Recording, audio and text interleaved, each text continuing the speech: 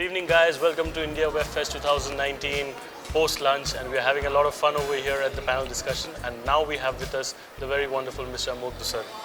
Pleasure having you over here, sir. Thank you so much. So this magnanimous event, India Web Fest, celebrating the web content. What do you have to say regarding the entire thing being put up all together in one place? I think it's a great initiative, and what we are going through right now as an industry is early days of digital content. Yeah. A lot of excitement underway. I've been told more than 100 shows are going to hit the digital landscape in the next 12 months.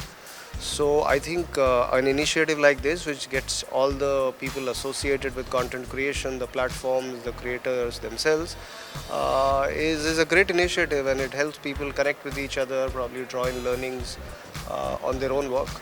How much do you think that, because there's a dearth of, release timing and all that, because we have just 365 days in a year, but then we have 50 plus Fridays, but there are so many films coming up in a, so there are inevitable clashes that we see in the movies. So do you think that because this is one reason why we know that yaar, hamara movie kisi aur movie ke saath clash karega, so instead of making it a movie, chalo ek acha web series banate hain. Do you think this kind of thought prevails in the mind of the filmmakers?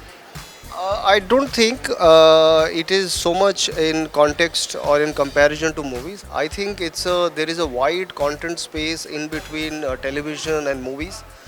A lot of great concepts don't lend themselves to 120 minutes, 150 minutes of duration, which is what a movie should be. And I think web series sort of fits in very well there, where there's you get enough time to deepen the characters and spend a lot of time building the story arcs. So I think each of these, television, movies as well as OTT, have their own play. The interesting part is that the consumer is finally the winner in all of it. Consumer is going to get more and more content choices. Even the content creators are finally going to emerge as winners, because instead of probably 100 movies a year, you're talking of 100 OTT shows.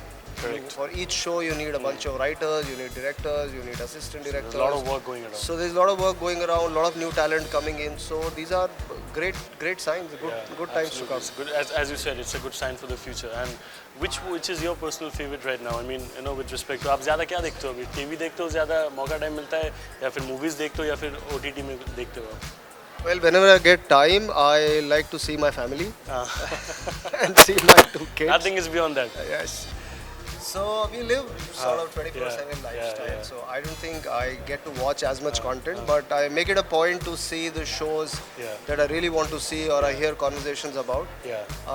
Flight times are usually the best time where I catch up on some bit of OTT content. Absolutely. But otherwise, one is really crunched on time. And really has to be very picky on what content to pick up and watch. So what was the last one that you had watched from the OTT platform? I actually watched a show called Discovery of Witches. It's on my own platform. It's a Sony Live. It's a fascinating show. It's been rated very well on IMDb.